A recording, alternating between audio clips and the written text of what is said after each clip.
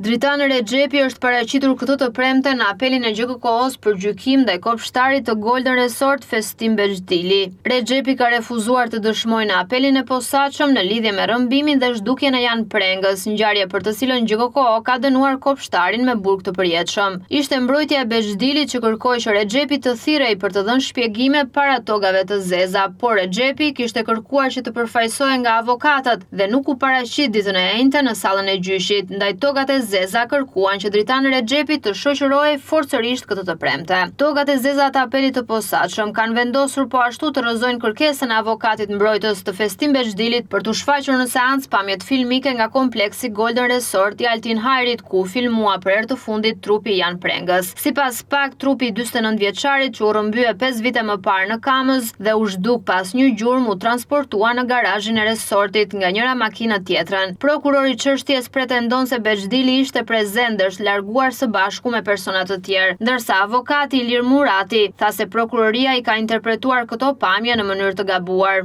Seanca e radhës është shtyr për në datën 26 qershor.